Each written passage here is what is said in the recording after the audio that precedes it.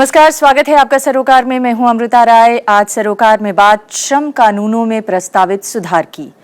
Corporate sector की लंबे समय से मांग रही है कि देश में श्रम कानूनों में सुधार लाया जाए। नव उदारवादी आर्थिक विशेषज्ञ भी इन सुधारों के पैरोकार रहे हैं। कई आर्थिक जानकार तो यहां तक मानते रहे हैं कि श्रम कानूनों के कठोर नियमों की वजह से ही न सिर्फ औद्योगिक उत्पादन पर विपरीत असर पड़ रहा है, बल्कि विदेशी कंपनियां भी हमारे यहां निवेश करने से हिचक रही हैं। अब इन चिंताओं के मद्देनजर बीजेपी सरकार ने खुद को बिजनेस फ्रेंडली साबित करने की कोशिश की है। केंद्र सरकार ने 3 कानूनों, कारखाना कानून 1948, अप्रेंटिस एक्ट 1961 और लेबर लॉज एक्ट यानी श्रम नियम कानून 1988 में बदलाव के प्रस्ताव को मंजूरी दी है। कैबिनेट से पास इन प्रस्तावों पर अगर संसद की मुहर लग गई तो कर्मचारियों के ओवर टाइम के घंटे 50 से 100 हो जाएंगे, महिलाओं को नाइट शिफ्ट करने की मनाही खत्म हो जाएगी और 40 कर्मचारियों वाले फैक्ट्री मालिकों को रिटर्न दायर करने या रजिस्टर ना रखने की छूट मिल जाएगी। इसके अलावा कई और छूट मिल जाएगी। हालांकि केंद्रीय कैबिनेट अभी इंडस्ट्रियल डिस्प्यूट एक्ट यानी औद्योगिक विवाद कानून में संशोधन के राजस्थान सरकार के प्रस्तावित बदलाव पर खामोश है, लेकिन वो इसमें भी संशोधन का इरादा रखती है। इंडस्ट्री के लोग इस पहल को जरूरी और सकारात्मक कदम बता रहे हैं, तो ट्रेड यूनियनें मान रही हैं कि इससे लंबी लड़ाई के बाद मिले मजदूरों के अधिकारों को धक्का लगेगा। मजदूर 200 साल पीछे की स्थिति में ढकेल दिए जाएंगे। तो आज सरोकार में पड़ताल इन्हीं मुद्दों की।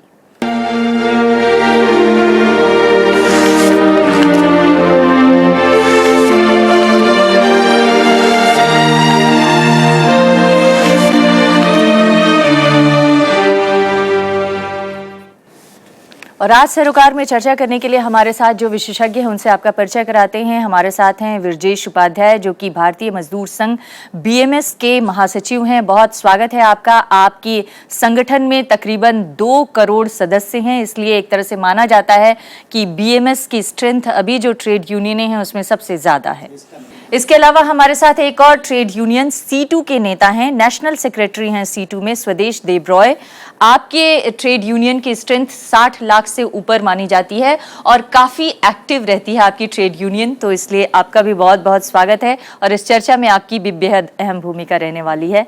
हमारे साथ इसके अलावा आरवी कनोरिया साहब हैं, फॉर्मर प्रेसिडेंट हैं फिक्की के और कनोरिया केमिकल्स इंडस्ट्रीज के मालिक हैं। आपका भी बहुत बहुत स्वागत है। और हमारे साथ बीजेपी के नेता और इसके अलावा काउंसिल ऑफ इंडियन एम्प्लॉयर्स के चेयरमैन रह चुके रवि विक साहब हैं। आपका भी बहुत बहुत स्वागत है। इस चर्चा को आगे बढ़ाएं उससे पहले देख लेते हैं हमारी एक खास रिपोर्ट। पहल राजस्थान की वसुंधरा राजे सरकार ने की और अब केंद्र की एनडीए सरकार भी श्रम कानूनों को बदलने की दिशा में आगे बढ़ी है। इन बदलावों की मांग पुरानी है, मगर पहले की सरकारों के कदम ठिठकते रहे। अब बदले सियासी माहौल में ये बदलाव हकीकत बनने के करीब पहुंचे हैं। राजस्थान में प्रस्तावित बदलावों को विधायी मंजूरी मिल गई तो कारखाना मालिकों को 300 तक मजदूरों को बिना सरकार से पूर्व अनुमति लिए छटनी करने का हक मिल जाएगा। अभी ये सीमा 100 मजदूरों तक है। इसके लिए इंडस्ट्रियल डिस्प्यूट एक्ट में संशोधन किया जा रहा है। ट्रेड यूनियन रजिस्टर्ड कराने के लिए कारखाने के कम से कम 30% मजदूरों की सदस्यता जरूरी होगी। अभी ये संख्या 15% है। ठेका मजदूर कानून के प्रावधान उन्हीं कंपनियों पर लागू होंगे जहां 50 से ज्यादा कर्मचारी हों। अभी 20 से ज्यादा कर्मचारियों वाली इकाई पर ये लागू होता है। केंद्रीय मंत्रिमंडल ने फिलहाल 3 कानूनों को बदलने की मंजूरी दी है। कारखाना कानून 1948, अप्रेंटिस एक्ट 1961 और श्रम नियम कानून 1988 में संशोधन प्रस्तावित किए गए हैं। खबरों के मुताबिक केंद्र का इरादा न्यूनतम मजदूरी अधिनियम, बाल मजदूरी अधिनियम और सबसे अहम औद्योगिक विवाद कानून में भी बदलाव लाने का है। कॉर्पोरेट सेक्टर श्रम कानूनों में ऐसे बदलावों का पैरोकार रहा है और ट्रेड यूनियनें इसका विरोध करती रही हैं। उद्योग जगत मानता है कि पुराने कानूनों के कारण निवेशक उद्यम लगाने से डरते हैं, जबकि मजदूर संगठनों की राय में प्रस्तावित संशोधन का मकसद कंपनियों को मजदूरों का मनमाफिक शोषण करने का हक देना है। आखिर हकीकत क्या है? कुछ रोज पहले वित्त मंत्री अरुण जेटली ने कहा कि एनडीए सरकार बिजनेस फ्रेंडली है, लेकिन इसका अर्थ ये नहीं होता कि वो गरीब विरोधी है। श्रम कानूनों में बदलाव के सिलसिले में ये बयान बेहद अहम है। सरकार सचमुच वित्त मंत्री के इस बयान के प्रति भरोसा जगा पाई तो वो अपने मकसद में कामयाब रहेगी, वरना जोखिम श्रमिक वर्ग में अलोकप्रियता का है। विक साहब, मैं अपनी चर्चा की शुरुआत आपसे करना चाहती हूं। आप बीजेपी के प्रतिनिधि के तौर पर भी हमारे इस कार्यक्रम में उपस्थित हैं, इसलिए मैं ये जानना चाहती हूं कि प्रस्तावित सुधार की जरूरत क्यों है और किस लिए ये लाया जा रहा है। देखिए, अभी जैसे शुरू में थोड़े कमेंट्स आ रहे थे, आपने कहा चेंज जो है इंडस्ट्री मांग रही है, इंडस्ट्री फ्रेंडली हो जाएगा, लेबर नहीं मांग रही। ये आपके कमेंट, ये सही नहीं है। ये कमेंट बेसिक ही गलत है, क्योंकि आप जब विजुअलाइज करते हैं लेबर को, हाँ। या मेरे दोस्त यहाँ ट्रेड यूनियन वाले विजुअलाइज करते हैं या बताते हैं, तो टोटल वर्कफोर्स की 7% आदमियों की बात करते हैं। अच्छा। जो ऑर्गेनाइज्ड है। सिर्फ एक आदमी है जो नहीं पसंद कर रहा लेबर इसमें रिफॉर्म्स को, वो है इंस्पेक्टर, जिसको फायदा है। अदरवाइज हर एक आदमी को इससे फायदा है। हम मानते हैं कि सबसे बड़ा मुद्दा हित जो किसी ने रखना है, जो हम रखते हैं, वो है वर्कर का हित, उससे पहले देश का हित। अगर देश के हित में है तो आपकी बात सच हो, काश आपकी बात सच हो। मैं आप दोनों से पूछूंगी कि क्या वाकई लेबर्स नहीं चाहते हैं। हम उसके बारे में आप दोनों से पूछेंगे। 7% भी कम बड़ी तादाद नहीं होती है। आप लोगों ने बहुत सारे लोगों को ऑर्गेनाइज सेक्टर में आने के लिए दरवाजे बंद कर रखे हैं, इसलिए अनऑर्गेनाइज सेक्टर में काम करना पड़ रहा है। ये एक अलग मुद्दा है, ये बहस का एक अलग डायरेक्शन है। लेकिन मैं एक चीज छोटा सा और जानना चाहूंगी। आपने कहा इस बदलाव से केवल इंस्पेक्टर नाखुश हैं। हाँ, इंस्पेक्टर जो है, सिर्फ इन लॉज का जो फायदा है वो इंस्पेक्टर को है। वो पैसा लेता है, मजदूर वहीं का वहीं रह जाता है। देखिए, जो ये लॉज जिसकी आप बात कर रहे हैं, ये लॉ कोई लेबर के उस इंटरेस्ट में नहीं बने थे। ये लॉ बने थे अंग्रेजी राज के वक्त के उनको किए हुए, जिसमें मिसट्रस्ट था। इंडस्ट्रियलिस्ट को चोर माना गया था। जिस वक्त ये सिचुएशन इंडस्ट्रियलिस्ट की आई, और ये आपको पता हो अमृता जी कि जो लेबर का कंपोनेंट है सिर्फ 10% तक होता है of the total production cost, 90% दूसरी चीजें होती।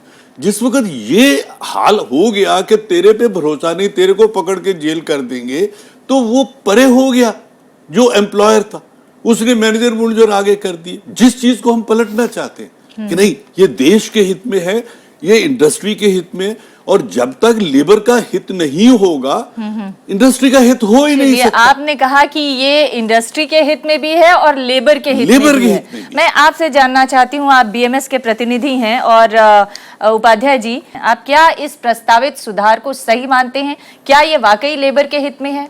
एक भ्रम है। भ्रम यानी ये बात सच है कि श्रम कानूनों में सुधार बहुत देर से इसकी प्रतीक्षा हो रही है, किया जाना चाहिए। लेकिन वर्तमान ये जो संशोधन सरकार लेकर के आई है, इसके तरीके और इसकी विषय वस्तु दोनों पर हमें बेहद आपत्ति है। ये मजदूर विरोधी हैं। पूंजीपतियों के एक सेक्शन को खुश करने के लिए फौरी तौर पर की गई एक्सरसाइज है। हम इसको सिरे से खारिज करते हैं। पूरी तरह से मजदूरों के हितों को अनदेखी करने का प्रयास किया गया है। भारतीय मजदूर संघ भारतीय जनता पार्टी के इस प्रस्तावित सुधार को सिरे से खारिज करती है, विरोध करती है। एकदम 100% हम इसके विरोध में हैं। ये तरीका और विषय वस्तु दोनों आपत्तिजनक है। कैसे आपत्तिजनक? तरीका इसलिए आपत्तिजनक है कि श्रम कानूनों में संशोधन जो ILO की कन्वेंशन 144 है, वो ये व्यवस्था देती है कि एम्प्लॉयर, एम्प्लॉइज और सरकार तीनों के प्रतिनिधि बैठ करके देखें, विचार करें क्या क्या संशोधन आना चाहिए। सरकार ने उस तरीके को अख्तियार नहीं किया, उस प्रोसेस में नहीं गई। एक तो ये आपत्तिजनक है कि बिना हम लोगों को कंसल्ट किए संशोधन लाई है। बाकी जो विषय लाए हैं, इनसे किसी भी हाल में मजदूरों को भला नहीं होने जा रहा। मैंने अभी कहा है, मैं परसों भी एक जगह बताया कि जो डॉक्यूमेंट्स में बताए गए हैं कि कुछ लेबर फ्रेंडली बातें इसमें कही गई हैं, वो कॉस्मेटिक मैनेजमेंट है, डॉक्यूमेंट मैनेजमेंट है। ये किसी भी हाल में प्रैक्टिकल इंप्लीकेशन इसका नहीं होने जा रहा है। इसलिए मैं इसके सख्त विरोध में हूँ। कम से कम अपनी पार्टी के कॉस्मेटिक अरेंजमेंट और पार्टी का डॉक्यूमेंट सवाल के है। बारे देखिए, में तो विश्वास करना चाहिए। अमृता जी, भारतीय मजदूर संघ का एज ए ट्रेड यूनियन हमारा स्टैंड है, we believe in responsive cooperation. किसी भी पार्टी की सरकार होगी केंद्र में, जितनी मात्रा में सरकार का सहयोग करेगी हम सरकार का सहयोग करेंगे, जितनी मात्रा में मजदूर का विरोध करेगी हम उसका विरोध करेंगे, चाहे किसी भी पार्टी की सरकार, इससे हमारा कोई सरोकार नहीं। स्वदेश जी, भारतीय मजदूर संघ और भारतीय जनता पार्टी दोनों की बातें आपने सुनी, आप लोग इसे किस तरह से देखते हैं? मेरा संगठन CITU की ओर से एक तो है BJS जी जैसा, दोनों जो तरीका और विषय दोनों पे हमारा सख्त विरोध है। और इसके बारे में मैं ज़रूर उल्लेख करना बहुत ज़रूरी महसूस करता हूँ कि एक बात आप देखिए, तालमेल किस प्रकार का है। सन 99 में 13 अक्टूबर NDA सरकार ने सत्ता पे आया और 15 अक्टूबर ऐलान किया मजदूर कानून के खिलाफ हमला, और अभी फिर से NDA सरकार आया और दिन और हफ्ता के अंदर ये हमला शुरू हुआ राजस्थान से। तो ये सबसे बड़ी बात है जो कोई चर्चा नहीं, कौन सा और आते आते उन्होंने क्या किया, ये जो अभी जो प्रस्ताव लेके आया उसके पहले जो हमारा मेजर 3 ट्राइपार्टाइट कंसल्टेटिव कमेटी को उन्होंने डिसॉल्व कर दिया।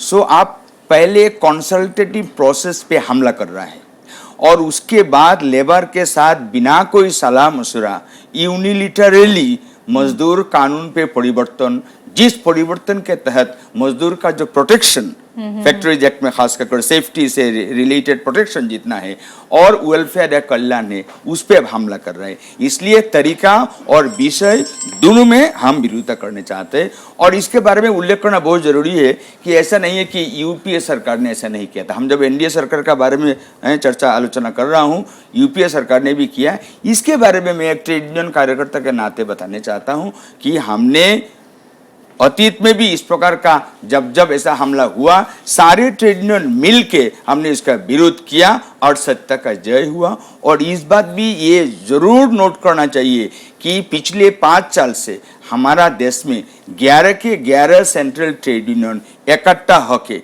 कोई विरोध भूलते हुए, कोई झंडा का कलर भूलते हुए पिछले 5 साल से हम चल रहा है और आज ऐतिहासिक रूप से अनप्रेसिडेंटेड यूनिटी हमने हासिल किया है। खाली हासिल ही नहीं किया, इसका बरकरार है, सक्रिय भी है। और ऐसा स्थिति में जब इस प्रकार का हमला आ रहा है, हमें पूरा विश्वास है कि हिंदुस्तान के मजदूर वर्ग आप ये कह रहे हैं कि तमाम ट्रेड यूनियन इसके पक्ष में नहीं है जो प्रस्तावित सुधार NDA सरकार लाने जा रही है। बिल्कुल। ट्रेड यूनियनें कह रही हैं कि हमारे सभी संगठन जो 11 ट्रेड यूनियनें हैं, हम सब मिलकर इसका विरोध करते हैं। आप दोनों की आवाज सुन के हम ये मान रहे हैं, हालांकि आप इसके लिए तैयार नहीं है। लेकिन कनोडिया साहब, मैं एक चीज और जानना चाहती हूँ। ये लोग कह रहे हैं कि हम ट्रेड यूनियनों से कोई संपर्क, कोई सलाह मशविरा, कोई संवाद नहीं हुआ और सरकार आते ही 2 महीने के अंदर इस तरह का प्रस्ताव ले आई। राजस्थान सरकार तो और भी पहले इस प्रस्ताव को लेकर चली आई।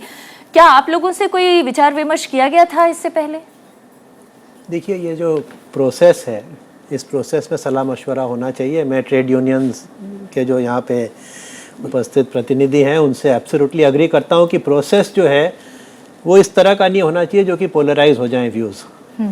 और पहले भी ये गलती हम लोग कर चुके हैं। आपको याद होगा कि पहले एक जब लेबर रिफॉर्म पे विस्तार की बात हुई थी, तब हायर एंड फायर का एक स्लोगन निकल के और पूरा वो जो मूवमेंट था वो कम्प्लीटली ख़त्म हो गया, क्योंकि जो साइकोलॉजी बिल्ड हुई वो ये हुआ कि यदि विस्तार होगा तो लोग अपने जॉब से निकल जाएंगे। लेकिन कनोरिया साहब, हायर एंड फायर का जो आप लोग का प्रस्तावित सुधार था उसको राजस्थान सरकार लागू करने जा रही है। नहीं, मेरे हिसाब से कॉमन ऑब्जेक्टिव है कि देश में एम्प्लॉयमेंट बढ़ना चाहिए। बिल्कुल। देश में एम्प्लॉयमेंट बढ़ने के लिए क्या चाहिए अपने को? सिर्फ एम्प्लॉयमेंट नहीं, सोशल सिक्योरिटी भी मिलनी चाहिए। मैं आ रहा हूँ उस पॉइंट पे।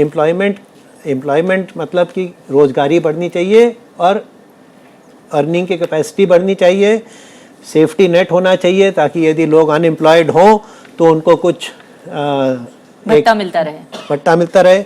रीस्किलिंग होना चाहिए क्योंकि इंडस्ट्री तो डायनामिक है। और मैं आपको एक छोटा सा कहानी देता हूँ। मैं गुजरात में टेक्सटाइल मिल चलाता था। अरविंद भाई बूझ करके वहाँ पे लेबर यूनियन के लीडर होते थे। जब हम लोगों ने मिल खरीदी तो उन्होंने मुझे फ़ोन किया कि मैं सुना हूँ आपने एक मिल खरीदी है, तो आपसे एक ही विनती है कि आप मॉडर्नाइजेशन करेंगे। मैं एक एनलाइटन ट्रेड यूनियन लीडरशिप की बात कर रहा हूँ। तो मैं बोला कि यदि मैं करूँगा तो कुछ लोग कुछ दिनों के लिए अनएम्प्लॉयड होंगे।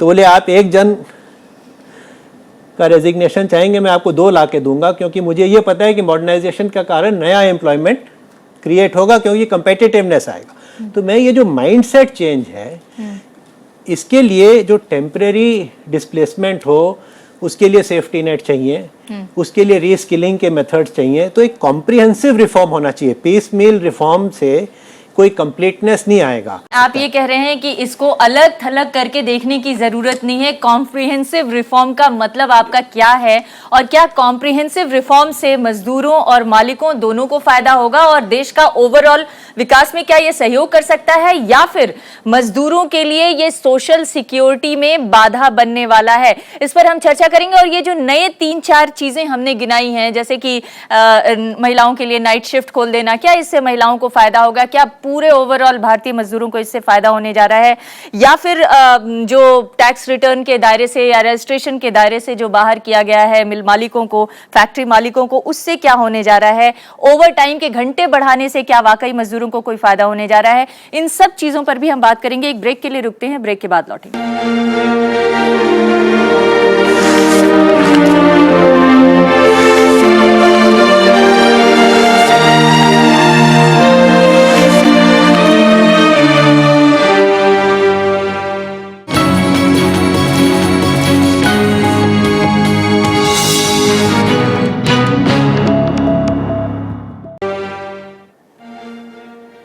विक साहब, मैं आपसे चर्चा करूं उससे पहले एक सवाल आपसे ज़रूर जानना चाहती हूं। अभी तक जो हमारे पहले सेगमेंट में चर्चा हुई उसमें ये बात निकल कर आई कि कॉम्प्रिहेंसिव ग्रोथ के लिए दोनों के फ़ायदे को देखकर चलना होगा, सिर्फ एक वर्ग के फ़ायदे को देखकर नहीं चलना होगा।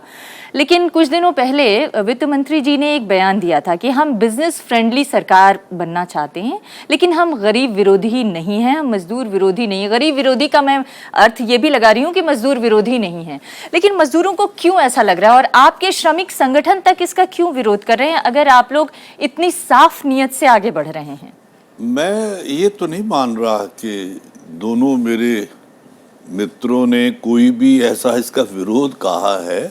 एकदम साफ तौर पर इन्होंने कहा ये कहा है जो मेथड है ये गलत है। अच्छा, जो तरीका अगर ये हो गया कि नहीं मैं ये चीज लगाने वाला हूँ, ये गलत है। दोनों पे चर्चा करो। हाँ, we said form and content दोनों का हम विषय वस्तु दोनों में तरीका और ठीक विषय है वस्तु दोनों। कि ये दोनों को देखना।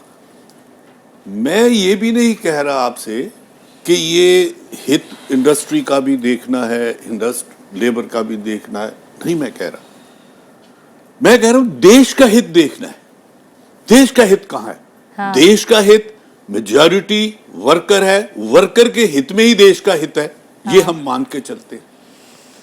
ये सिर्फ एक जो हो जाता है कि थोड़ा, मैं एक और बताऊं आपको एग्जांपल में, एक आज पब्लिक सेक्टर में मीटिंग्स हुई, वहां पे मिनिमम वेज जो है 6,000 के करीब है देश का। वहां पे वो ट्रेड यूनियन प्रेशर से मिनिमम वेज 30,000 रुपया का हो गया। अब उनको सफाई के लिए 5 आदमी ढूंढने चाहिए। अब वो जो 5 आदमी हैं उनको ढूंढते हैं तो 30,000 से कम होना नहीं, जबकि 6,000 वाला है बाहर। उसकी कॉस्ट 5 की 1.5 लाख आ जाती है पर मंथ। मशीन सस्ती पड़ती है, मशीन लगा लो, क्या फायदा 1.5 लाख खर्चने में। अब वो जो मैंने कहा जो रेल के डिब्बे से बाहर है, जो 8,000 लेने वाला प्लस सिक्योरिटी लेने वाला है, वो खड़ा है, उसका जॉब आपने बंद करा दिया अपने लिए कि मैं जो बैठा हूं 30,000 लेने वाला, मेरे को कोई ना टोके। नहीं, लेकिन विक साहब मुश्किल ये है कि हमारे देश में आज भी इतना ज्यादा अनएम्प्लॉयमेंट है, इतना ज्यादा अनएम्प्लॉयमेंट है कि आपको ऐसे सस्ते मजदूर मिल जाएंगे, इसमें कोई शक नहीं। क्योंकि लोगों के पास अगर हमारे देश की स्थिति इतनी ही अच्छी रहती तो हमारे गरीबी के आंकड़े इतने ऊपर नहीं जाते, और हम गरीबी के ऊपर चर्चा ना करते होते और गरीबी को लेकर देश में इतनी बहस ना होती क्योंकि हमारे यहाँ अनएम्प्लॉयड लोगों की सुरक्षा की व्यवस्था उस तरह की नहीं है, क्योंकि हमारे यहाँ गरीब हैं, क्योंकि हमारे यहाँ अनएम्प्लॉयमेंट की संख्या ज्यादा है और जो ऑर्गेनाइज सेक्टर है उसमें नौकरियां बहुत कम हैं, इसलिए मजबूरी में लोगों को अनऑर्गेनाइज सेक्टर में जाकर काम करने पड़ रहे हैं और इसलिए ये स्थिति है और इसलिए आप इनको दोष दे रहे हैं। अमृता जी नहीं,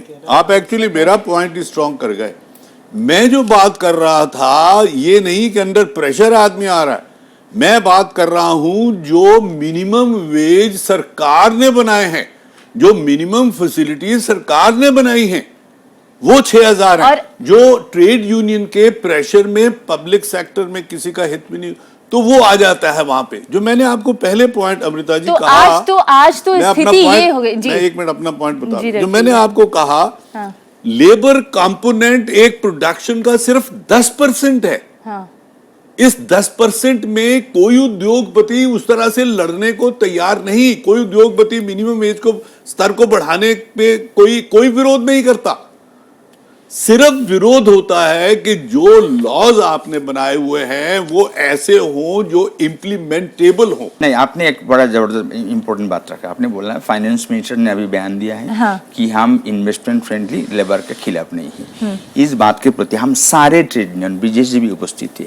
24 जून को देश के 11 ट्रेड यूनियन ने मिलकर साइन करके प्रधानमंत्री को लेबर मिनिस्ट्री के जरिए ये पत्र दिया है, उनको वेलकम किया, हमारा उम्मीद किया, ये बताया। हमने बताया कि लेबर का भी भूमिका होते है हमारा अर्थनीति में, समाज में। लेबर पर एक मान्यता होना चाहिए, कंसल्टेशन होना चाहिए, बातचीत करके। और उसी समय राजस्थान सरकार का इनिशिएटिव आ गया था, हमने उसका भी उनका ध्यान आकर्षित किया कि इस तरीके से यूनिलैटरलिज्म नहीं होना चाहिए। आप बताओ, इस चिट्ठी का एक एक्नॉलेज भी नहीं, कोई जवाब भी नहीं। लेबर मिनिस्टर को जब हम लोग मिला, उन्होंने एश्योरेंस दिया कि आप लोगों से बिना चर्चा कुछ नहीं होगा। तो बार बार एश्योरेंस दिया जा रहा है, वायलेट किया जा रहा है। और जो वायलेशन कर रहा है, चर्चा नहीं करने चाहते है, आप चर्चा से भाग रहा है, इसका मतलब आपका मन में खोट है। जिस मुद्दे को लेकर आप डील कर रहे हैं, अगर आपका बेस्ट ऑफ द इंटेंशन हो, आपका कोई बद मतलब नहीं है, तो आप चर्चा करने में डरोगे नहीं। मेरे पास यहाँ है वर्ल्ड बैंक का रिपोर्ट। इंडिया में बिजनेस करने के लिए खाली लेबर और लेबर लॉ ही एकमात्र विषय नहीं है, 10 और 11 विषय I can read out. Even खुद वर्ल्ड बैंक ने बताया कि इंडिया में बिजनेस करने के लिए labour is not the only impediment, there are many more. तो खाली लेबर इंस्पेक्टर 11 और इनकम टैक्स का इंस्पेक्टर है, एनवायरनमेंट का इंस्पेक्टर है, कंस्ट्रक्शन के इंस्पेक्टर है, और भी इंस्पेक्टर है। लेकिन जब भी चर्चा होगा लेबर इंस्पेक्टर लेबर का खत्म करो। So that approach will not work. जी कनौरिया साहब, एक और बात है कि अगर अभी 2-3 दिन पहले ही हमारे देश में आर्थिक सर्वेक्षण आया है और उस आर्थिक सेंसस आया है, बल्कि कहना चाहिए, और जो इकोनॉमिक सेंसस आया है उसमें हमारे देश में एम्प्लॉयमेंट बढ़ा है, ये भी दिखाने की कोशिश की गई है। लेबर लॉ को बदल के क्या हासिल करना चाहते हैं? क्योंकि लेबर लॉ तो तब भी वही थे जब हमारी इकोनॉमिक ग्रोथ अच्छी हो रही थी और हमारा सब कुछ अच्छा चल रहा था, तो फिर अब हमें बदलने की जरूरत क्यों पड़ रही है इसको? देखिए, ये यदि डिबेट सिर्फ इसी प्रेमाइस से होगा कि लेबर लॉ से बदलने से एम्प्लॉयमेंट जनरेशन कम होगा, तो देन इस डिबेट को स्थगित कर देना चाहिए, क्योंकि ये आगे बढ़ ही नहीं सकता है। बिकॉज इसका प्रेमाइस ही आप ये ले रहे हैं कि नेगेटिव है, यदि लेबर लॉ बदलेंगे तो वो लेबर के नहीं। आप एक मिनट, आप खुले मन से, लेकिन आप जितने भी चर्चा यहाँ पे जितनी बार भी रिपीट किए हैं, आप यही बोल रहे हैं। हाँ। और जॉबलेसनेस या जॉबलेस ग्रोथ क्यों है? हाँ। जॉबलेस ग्रोथ इसलिए भी है क्योंकि लेबर लॉज की जो एक अनरीजनेबलनेस है, उसके कारण आज एम्प्लॉयर एम्प्लॉयमेंट जनरेट नहीं करना चाहता है। That is the truth. हम रखना ही नहीं चाहते हैं किसी को, क्योंकि हम उसके बारे में सोचिए, हमें क्रिसमस टाइम पे 3 महीने का कोई टेडी बेयर बनाने का ऑर्डर मिले, जो कि हमको शिप करना हो, और 3 महीने तक एम्प्लॉयमेंट क्रिएट करना हो, तो हम 3 महीने का एम्प्लॉयमेंट नहीं क्रिएट करेंगे टेम्परेरी, क्योंकि हम फिर उन मजदूरों का कुछ नहीं कर सकते हैं। तो एक फ्लेक्सिबिलिटी चाहिए। तो ये जो लॉज हैं, मैं ये नहीं कह रहा हूँ कि जो चेंजेस अभी लाए जा रहे हैं वो सही है या गलत है, मैं एक्चुअली इसके लिए कॉम्पिटेंट भी नहीं हूँ, मैं तो एक जनरलिस्ट हूँ। जनरलिस्ट मेरा ये है कि फ्लेक्सिबिलिटी होना चाहिए, लेबर में प्रोडक्टिविटी को इनकरेज करना चाहिए। यदि कोई क्वालिटी नहीं प्रोड्यूस करे या प्रोडक्टिविटी नहीं दे, तो उसके ऊपर कोई एक्शन लेने का तो आप ये मैनेजमेंट और मानते हैं कि जो इंडस्ट्री को अभी राइट होना मौजूदा चाहिए। लेबर लॉ है उसमें फ्लेक्सिबिलिटी नहीं है? नहीं है flexibility, that is the critical issue. और मेरे ख्याल में ये जो प्रोसेस बिना कंसल्टेशन के यदि हुआ है, मैं नहीं जानता हूं कि कंसल्टेशन से हुआ नहीं, बट यहाँ पे प्रतिनिधि ये कह रहे हैं कि कंसल्टेशन नहीं हुआ।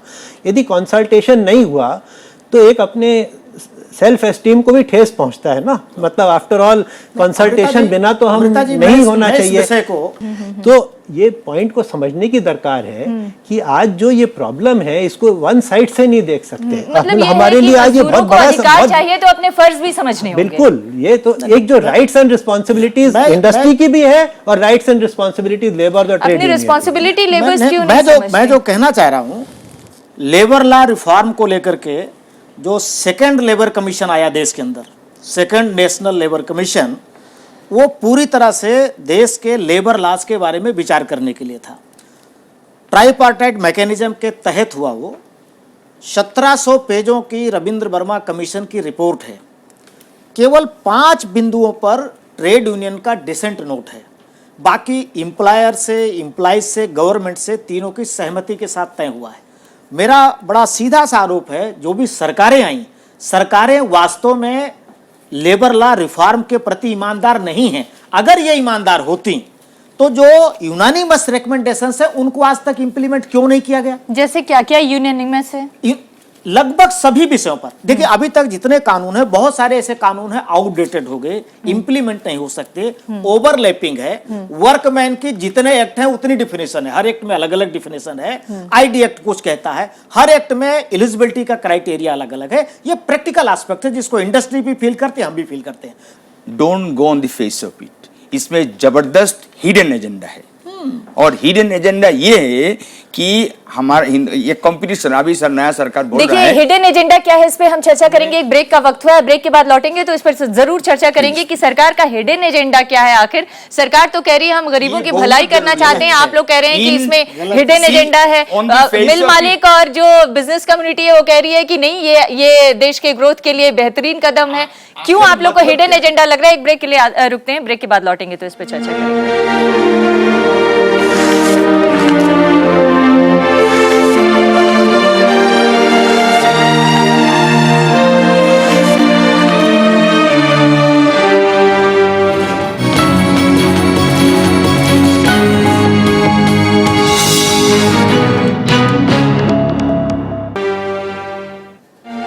तो केंद्रीय कैबिनेट ने 3 श्रम कानूनों में सुधार की बात प्रस्तावित की है, लेकिन 3 और ऐसे कानून हैं जिसमें सुधार की गुंजाइश अभी हो सकती है, इरादा रखती है सरकार, इस तरह के संकेत दिए गए हैं। लेकिन जो 3 सुधारों को प्रस्तावित किया गया है उसमें भी C2 ये मानती है कि इसके पीछे सरकार का कोई हिडन एजेंडा है। क्यों आप लोग को लग रहा है कि हिडन एजेंडा है? यहाँ बोल रहे थे वर्किंग वुमेन के बारे में, वर्किंग वुमेन रिलेटेड जो अमेंडमेंट या प्रस्ताव किया गया है वो आप पर हमारा आंखों में धूल डालने के लिए, और जो वर्किंग आवर बढ़ाया जा रहा है, ओवर टाइम के आवर, अभी इसको 50 घंटा से लेकर 125 घंटा तक।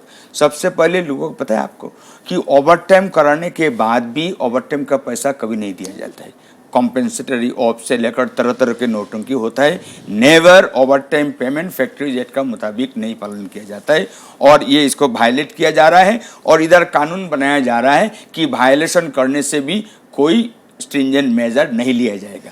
तो इनडायरेक्टली आप वायलेशन के लिए एनकरेज कर रहा है। तो पहले वायलेशन होता था 50 घंटा के लिए, आज आप बोल रहे हैं 120 घंटा के लिए वायलेट करो। नंबर 1 ये जो over time related and working hours भी आपको स्प्रेड ओवर बढ़ाया जा रहा है। और ओवर टाइम ज्यादा करने का मतलब क्या है? अनएम्प्लॉयमेंट का बात यहाँ हो रहा है। अनएम्प्लॉयमेंट के खिलाफ आप युद्ध घोषणा कर रहा है ओवर टाइम आवर्स बढ़ा के, क्योंकि आप 2 वर्किंग आवर्स को एक वर्कर से कराओगे, उसको एक्स्ट्रा पैसा अगर दे भी देते, लेकिन फ्रेश एम्प्लॉयमेंट होने से एक लोगों को एम्प्लॉयमेंट मिल गया, एक के जगह 2 को मिला। और एम्प्लॉयमेंट रिलेटेड जो फैसिलिटीज है वो एक बंदा को 2 बार नहीं देंगे, खाली एक्स्ट्रा पैसा ही देंगे। सो इट इज एब्सोल्युटली जो मैंने गलत तरीका है, लोगों से कम पैसा से ज्यादा काम करा के रिस्पॉन्सिबिलिटी एब्डिकेट करके जो करना, ये लेकिन सुदेश जी एक चीज सुनिए, आज जो अभी ताजा आंकड़े बता रहे हैं उसके मुताबिक अगर एक इंडस्ट्रियलिस्ट है और उसे 1000 करोड़ रुपए कमाना है तो वो 10% लेबर्स पे खर्च करके 7% लेबर्स पे खर्च करके बाकी अपनी कमाई कर सकता है। उसके लिए क्योंकि आजकल तकनीकी इतनी विकसित हो चुकी है कि उसको ज्यादा लेबर्स की जरूरत नहीं है। नहीं, आप जितना ही कर लीजिएगा, human factor cannot be totally denied. जो लैंड लेबर कैपिटल, जो इकोनॉमिक्स को ऑर्डिनरी स्टूडेंट भी ये पता है, इसलिए इंसान को छोड़ के सारे चीज मशीन में ये कभी नहीं होगा। आखिर इंसान का जरूरत है, ये है, कम बेसी अलग बात है हैं, लेकिन आप जिस तरीके से बताया जा रहा है मशीन से सब हो जाएगा। मशीन से जैसे हम जोक करते हैं कि खाना छोड़ दो, एक टेबलेट खा जाएंगे, वो टेबलेट से पेट नहीं भरता है, खाना चाहिए। उसी प्रकार जितने ही मॉडर्नाइजेशन हो मशीन से नहीं होता है, मेहनत को चाहिए ही चाहिए। एक और सवाल इसी से जुड़ा मैं आपसे करना चाहती हूँ। आप लोग लेबर्स के हित की बात बहुत ज्यादा कर रहे हैं, लेकिन आप ओवरऑल देश के हित के बारे में सोच रहे हैं क्या? हम ग्लोबलाइजेशन के दौर में अपने आप को एक सिकड़ा हुआ समाज, एक सीमित समाज बना के रह सकते हैं क्या? हम देश के हित में ही ये बात कर रहे हैं। गवर्नमेंट का ये इनिशिएटिव लेबर लॉ रिफॉर्म का अगर इन्होंने समझना ही है, जिनके साथ ये बात करते हैं, चाइना का समझना चाहिए।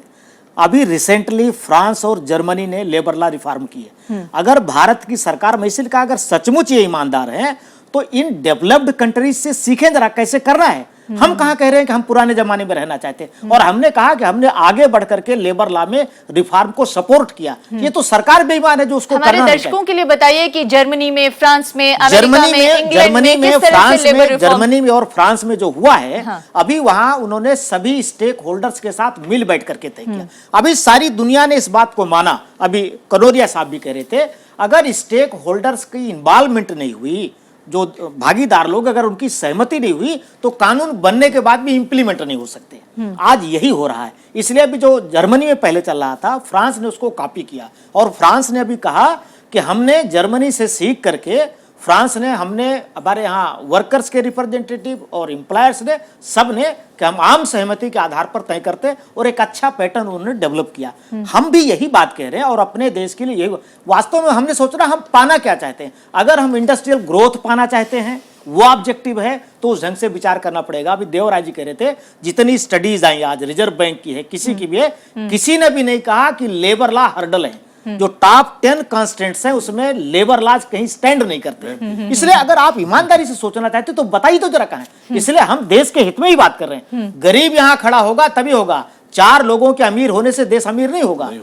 ये बिल्कुल ठीक, मेरे जो है मित्र, इन्होंने बिल्कुल सही कहा।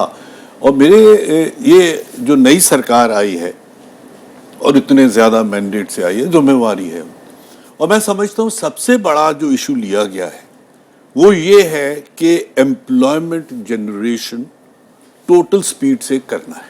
आप सबसे पहले बताइए, क्या इस संशोधन के जरिए गवर्नमेंट गारंटी देंगे कि अप्रेंटिस को खाली अप्रेंटिस या शिक्षा नविशिया, क्या कहते हैं आप, अप्रेंटिस के बार यूज किया जाएगा, या उनको एक्चुअली वर्कर, काम के लिए वर्कर का जैसा यूटिलाइज किया जाएगा, तनख्वाह नहीं दिया जाएगा, ट्रेनी के नाम पे स्टाइपेंड दिया जाएगा, कोई सुविधा नहीं, नंबर 1। नंबर 2, एक में जो संशोधन लाया जा रहा है कि अगर जितना ट्रेनिंग लेंगे, ट्रेनिंग के बाद कम से कम 50% को जॉब में एब्जॉर्ब किया जाएगा। लेकिन अप्रेंटिसशिप का दायरा बढ़ाया जा रहा है, लेकिन जॉब में एब्जॉर्ब करने की व्यवस्था उसको एलिमिनेट किया जा रहा है। कोई गारंटी नहीं है कि अप्रेंटिस को शिफ्ट वर्किंग से लेके सारे रेगुलर वर्कर जैसा काम कराया जाता है। नाम के लिए कहते हैं अप्रेंटिस, तुमको खाली मामूली पेंशन स्टाइपेंड देंगे। ये सारे जो इसको हिडन एजेंडा कि ये एक लोगों को बताया जा रहा है, आप हिंदुस्तान में आइए, आप अप्रेंटिस नियोग करो, काम करो वर्कर जैसा, तनख्वाह देने का जरूरत नहीं है, ये हमारा cheap labour. If that be the case, investment invite करने के लिए ये देश के लिए बहुत ही खतरनाक। और मैं आपको बताना चाहता हूं कि हमारे देश के ट्रेड यूनियन मूवमेंट इस बात को पीछे हम कभी नहीं माना, ना इसको मानेंगे, और इसका पुरजोर विरोध हम करेंगे। कनोरिया साहब, आप तो अप्रेंटिस एक्ट में संशोधन के समर्थन में थे और आप कह रहे थे कि सरकार देखिए जो अप्रेंटिस है उसको एक तरह से ट्रेन करने की भी जिम्मेदारी उठाने की बात कह रही है उद्योगपतियों से। इधर ये कह रहे हैं कि नहीं, इसमें हिडन एजेंडा है। इनका पॉइंट है। हाँ। पहले इन्होंने कहा कि ओवर टाइम, लोग ओवर टाइम कराते हैं लेकिन पेमेंट नहीं करते। मिनिमम वेजेज बढ़ाया नहीं और ओवर टाइम के घंटे एक minute, under the law double पे देना पड़ता है ओवर टाइम के लिए। यदि कोई नहीं देता है डबल पे, एक मिनट, आप सुने तो मेरी बात, यदि नहीं कोई देता है तो मेरे ख्याल में लॉ का इम्प्लीमेंटेशन का प्रॉब्लम है, लॉ का प्रॉब्लम नहीं है। इम्प्लीमेंट नहीं हो रहा है, किसी के ऊपर कड़ाई नहीं की जा रही है कि वो दोगुना पेमेंट देकर ओवर टाइम कराए। तो मेरे ख्याल में जो ये इम्प्लीमेंटेशन की इश्यू है, अपने यहाँ बहुत सारे कानून हैं लेकिन वो कानून पालन नहीं होते। कि पालन करने वाले पालन नहीं करते हैं, लेकिन जो उसके ऊपर एक्शन लेना चाहिए वो एक्शन भी नहीं लेते हैं। तो एक्शन लेना चाहिए। इंडस्ट्री इज इन फेवर कि जो लॉ को यदि पालन ना करता है तो उसके ऊपर एक्शन होना चाहिए। देयरफॉर इसके कारण ये नहीं होना चाहिए कि लॉ ही खराब है। एक मिनट, आप मेरा पॉइंट, आप मेरा एनलाइटन कीजिए हमको। आप मेरा पॉइंट तो सवाल आपको, अरे आप जवाब में रख रहा हूं। ये जो ओवर टाइम आप कराते हैं, यहाँ लोग बैठा हुआ है, ओवर टाइम का मतलब है एक आदमी से दो आदमी का काम कराया जाएगा, उसको कुछ पैसा आप दिया मेरा पॉइंट तो इसके अलावा आप क्यों ना दो आदमी के लिए दो आदमी का काम के लिए दो ही आदमी रखो। एक आदमी रखते हैं, एक आदमी को अनएम्प्लॉयड रखते हैं और उसको थोड़ा सा एक्स्ट्रा पैसा देते हैं। ये कॉन्सेप्ट का हम इकोनॉमिक्स दूसरी है, मैं उसके बारे में भी चर्चा करूंगी। आपके पास आती हूँ, आपके पास आती हूँ। मेरे हिसाब से आप जी, आपका अजम्पशन ये है कि सभी लोग बिना पैसा के काम कराते हैं, आपका यही अजम्पशन है ना? नहीं, और एक मिनट, दो आदमी का काम क्यों, दो एम्प्लॉयमेंट करो, एक क्यों, एक को बेकार क्यों रखते हैं? पॉइंट ये है कि यदि एम्प्लॉयर को दुगुना पेमेंट देना पड़ेगा तो वो सेम जिसको कम पेमेंट तभी तो देगा, कमाएगा तभी वो तो नहीं, खाली पैसा कमाने की बात वो नहीं देते हैं। दुगुना पेमेंट तभी देगा वो। एम्प्लॉय का इतना इंटरेस्ट क्यों ओवरटाइम कराने के लिए? नहीं, आपका नहीं, हम बोलेंगे नहीं। आप सुदेश जी, यदि आप इंटरप्ट करेंगे तो हम बोलेंगे नहीं, इंटरप्ट नहीं करेंगे। आप एम्प्लॉयर है, आपसे हम सुनने चाहते हैं कि एम्प्लॉयर ओवरटाइम लोगों को नौकरी ना देके एक्स्ट्रा ओवरटाइम कराने क्यों चाहते हैं, या हम सुनने चाहते हैं। कोई नहीं चाहता है ओवरटाइम कराना। आपका अजम्पशन है कि हम चाहते हैं ओवरटाइम कराना। हम बिल्कुल, हमारे फैक्ट्री में हम रोज ये देखते हैं कि ओवरटाइम क्यों ज्यादा दिया, क्योंकि हमारा डबल पेमेंट ये संशोधन की जरूरत ही नहीं है। हाँ, तो यही तो बात है ना कि आप यदि लीगली यदि एनफोर्स करेगी गवर्नमेंट की जो दुगुना नहीं दे रहा है उसके ऊपर हम कड़ाई करेंगे, एक्शन लेंगे, तो कोई दुगुना नहीं देगा, कोई नया आदमी रखे करेगा। और ओवर टाइम तो तब होता है जब एब्सोल्युटली एसेंशियल हो जाता है। सोचिए कि दूसरे वाली शिफ्ट, लेकिन नहीं चाहते हैं, उन्होंने बताया ओवरटाइम नहीं चाहते हैं, एम्प्लॉयर नहीं चाहते हैं, तो सरकार क्यों लेके आ रही है कानून? जवाब पूरा दे देने दीजिए। एम्प्लॉयर नहीं चाहते हैं वाली बात नहीं है, एक्सीजेंसी का सिचुएशन होता है। कोई यदि नहीं आया जॉब पे नेक्स्ट शिफ्ट वाला, तो क्या करेंगे आप? कभी कभार नहीं है, बहुत होता है। आप बोलते हैं कभी कभार होता है, हम बोलते हैं बहुत होता है। उसमें आपने डिसएग्री कर सकते हैं, कोई बात नहीं है। नहीं, लेकिन कनोरिया साहब एक और चीज है, मैंने जो तो एक नंबर वन ये, दूसरी बात इन्होंने कहा कि अप्रेंटिसशिप एक्ट में आज स्किलिंग का इतना, रीस्किलिंग का इतना नीड है। अब उसमें डिबेट हो सकता है कि भी अप्रेंटिस 100% अब्जॉर्ब होने चाहिए कि 50% अब्जॉर्ब होने चाहिए कि 40% अब्जॉर्ब होने चाहिए। पॉइंट ये है कि कोई भी आदमी यदि अप्रेंटिस लेता है इंडस्ट्री में, और मैं आपको इसलिए बता रहा हूँ, मुझे बड़ाई नहीं करनी चाहिए, लेकिन मैंने ईस्ट यूपी में डाकू के चंबल एरिया में प्लांट को 45 बरस चलाया, एक दिन लेबर ट्रबल नहीं हुआ। Best labour relation in the country का अवार्ड मिला हुआ है कंपनी को। पॉइंट ये है कि यदि इस अजम्पशन से जाएंगे कि भाई एम्प्लॉयर्स ख़राब होते हैं, और मैं ये लेक्चर दे चुका हूँ वर्कर्स को भी कि भाई आप यदि ये सोचते हैं हम आपके खिलाफ हैं, तब तो कोई डिस्कशन ही नहीं हो सकता है। और यदि आप ये सोचते हैं कि भाई हम साथ में मिलकर इसको बढ़ाएंगे, देश को, कंपनी को, तब काम हो सकता है। तो मेरे ख्याल में जो माइंडसेट चेंज है वो सबसे इंपॉर्टेंट इशू है। यहाँ पे अपने लोग आके और पोलराइज माइंडसेट से यदि बात करें, एक मिनट, अप्रेंटिस को अप्रेंटिस जैसे रखा जाता है या रेगुलर वर्कर का काम लिया जाता है? It is not good to experience आप कहिए ना। It is not good to interrupt. No, not interrupt. But you are interrupting. I wanted to reply from So you. it is. आपको मैं पॉइंट्स दे रहा हूँ, कोई इंटरप्शन नहीं। नहीं, हमारा पॉइंट तो हम जी कहना चाह सकते नहीं, हैं, नहीं, जरूरी आपसे नहीं है हम सुनने आपका सीखने पॉइंट चाहते हैं बोलें। भाई। तो हम आपको बोल रहे हैं अप्रेंटिसशिप में हाँ।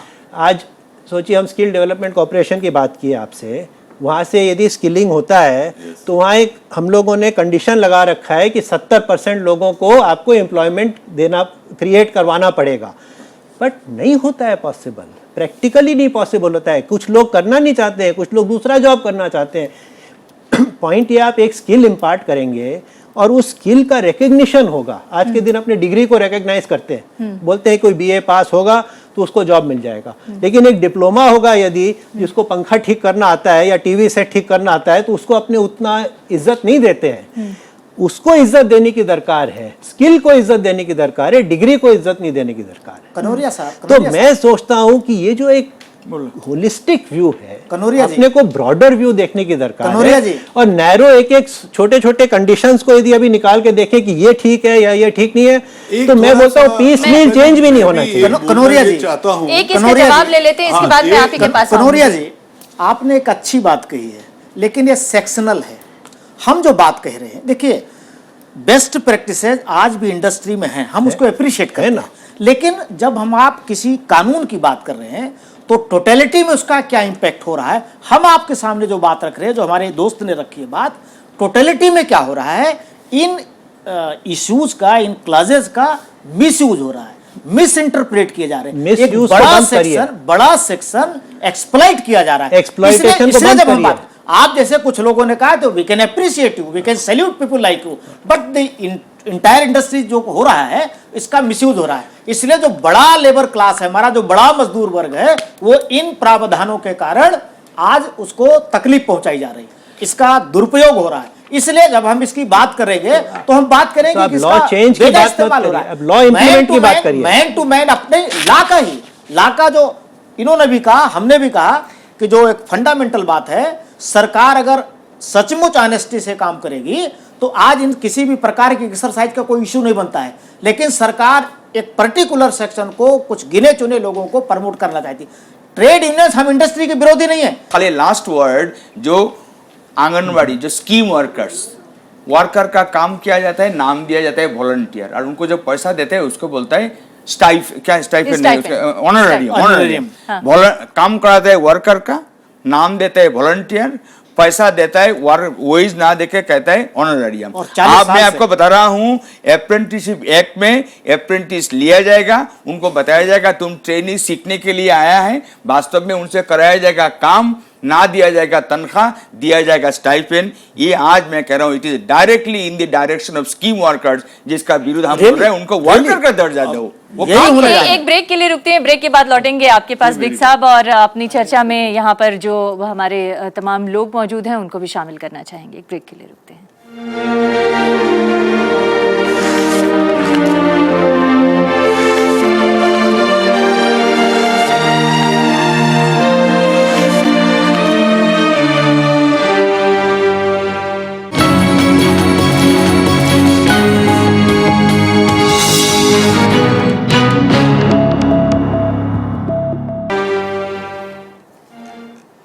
एक बार फिर से आपका स्वागत है ब्रेक के बाद। विक साहब, क्या आपको नहीं लगता है कि आपकी सरकार जो है वो श्रमिक वर्ग, मजदूर वर्ग में अलोकप्रियता का जोखिम उठा रही है? देखिए, जब आपको ये पक्का दिल के अंदर कॉन्फिडेंस है कि मैं जो कर रहा हूँ वो एक देश हित में कर रहा हूँ, मैं जो कर रहा हूँ ये श्रमिकों के हित में कर रहा हूँ। अब बात बार बार मेरे सहयोगी भी ये बता रहे हैं कि साहब वो कानून इम्प्लीमेंट नहीं होता, वो कानून इम्प्लीमेंट नहीं होता। हम भी कहते हैं, हम सिर्फ ये कह रहे हैं जो ये कानून है भगवान के लिए, इन सबको एक बार रिविजिट करिए, इसमें कहाँ कहाँ कमी है उसको ठीक करिए, और जो भी कानून हम बनाएं, ये पक्का है, जो भी कानून हम बनाएं वो हो जो इम्प्लीमेंटेबल हो।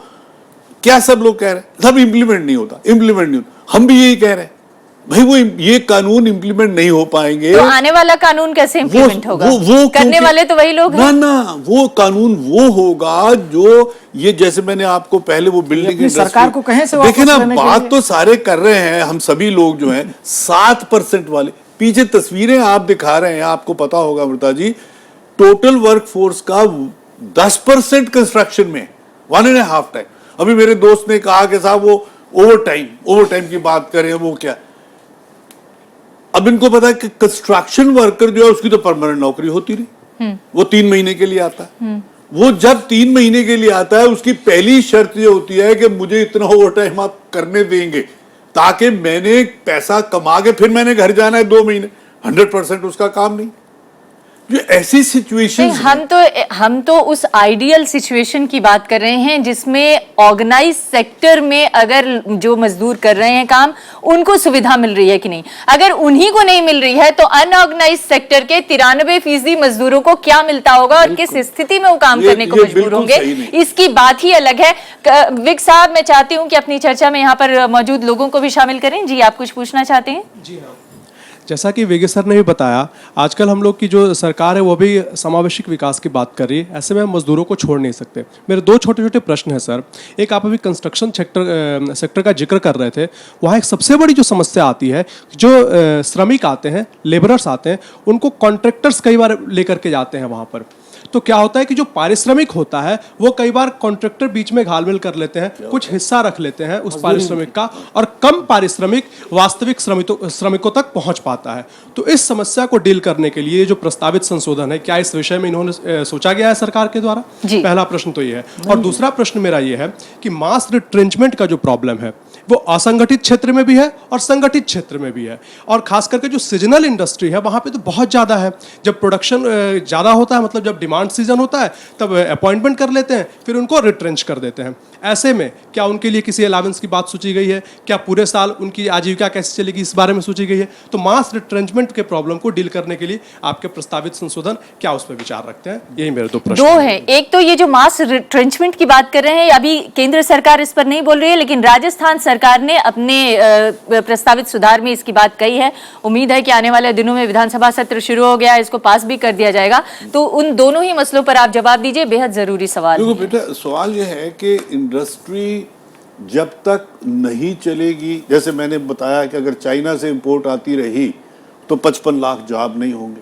जब तक इंडस्ट्री की ग्रोथ नहीं होगी, आदमी लगेंगे नहीं, और या वो दूसरा आ जाएगा। सर, ये सवाल का सही जवाब नहीं हो रहा है। वो उसने 2 ही सवाल पूछे। एक तो मास रिट्रेंचमेंट अगर होती है, जो राजस्थान सरकार ने प्रस्ताव दिया है, उसमें 100 के बजाय 300 लोगों के छटनी पे, बेसिकली छटनी का मामला है। अगर 100 से ज्यादा लोगों की छटनी होती थी तो पहले सरकार से परमिशन लेनी पड़ती थी। अब 300 लोगों की छटनी करने का अधिकार बिना परमिशन के दे दिया गया है राजस्थान सरकार की तरफ से। देखिए अमृता जी, इन्होंने जो सज्जन ने जो सवाल रखा, ये सवाल का अंदर यही बात है कि जो प्रस्तावित संशोधन का विरोध वो बोल रहा है, इसलिए जो आपने रखा है कि पहले 100 वर्कर को रिटेन करने के लिए कोई परमिशन नहीं था। संशोधन लाया जा रहा है, 300 तक मालिक अपने आप रिटेन कर सकता है, और जो सोशल सिक्योरिटी उसमें मिलने का बात नहीं। दूसरा आपने बोला जो कंस्ट्रक्शन इंडस्ट्री में वर्कर जो काम करता है उसको जो पैसा मिलना चाहिए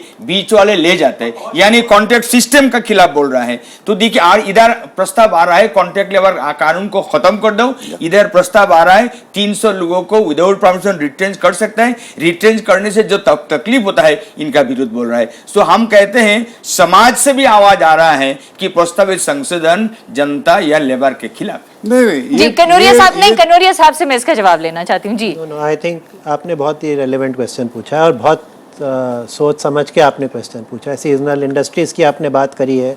सीजनल इंडस्ट्री में जो वर्कर आते हैं उनको पता है कि 6 महीने एम्प्लॉयमेंट होगी, लेकिन वो या तो खेतों में काम करते हैं या दूसरा काम करते हैं या जो भी करते हैं, लेकिन एक डेफिनेट पॉइंट है कि उनके लाइवलीहुड का 6 महीने में क्या होना चाहिए।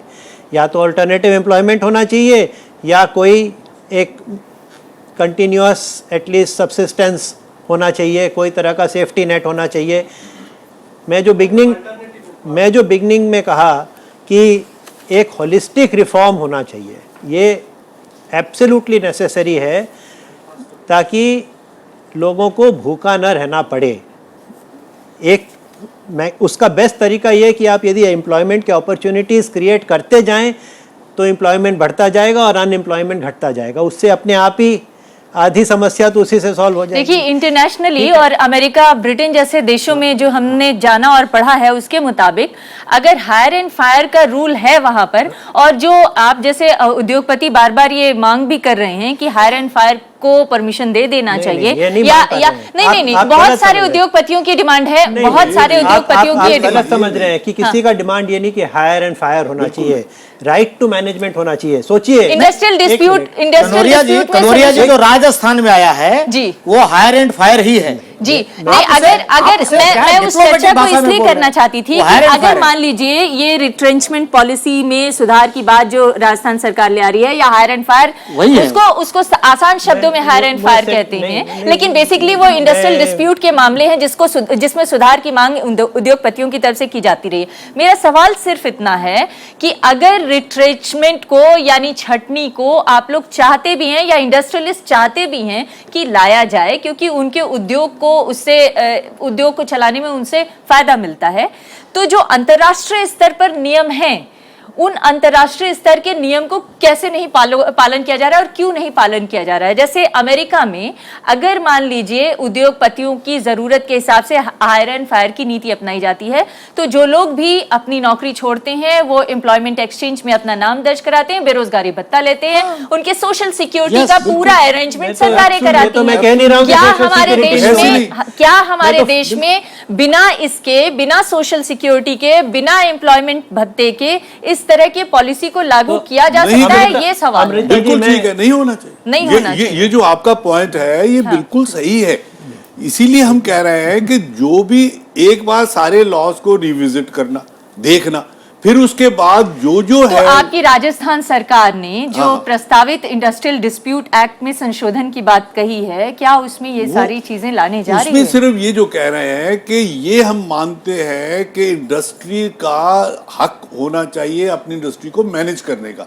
यार मैं अपने जनरल मैनेजर को तो निकाल सकता हूँ, मैनेजिंग डायरेक्टर को तो निकाल सकता हूँ, वर्कर को नहीं निकाल सकता। वो कोई इंस्पेक्टर फैसला करेगा कि तुम निकालो कि ना निकालो, ये तो सही नहीं हो सकता। नहीं निकाल आप सकते हैं। दूसरी बात है, अगर किसी तो नहीं कर सकते, भूखा मरने का सवाल नहीं है, निकालना है तो ये लॉजिक सही।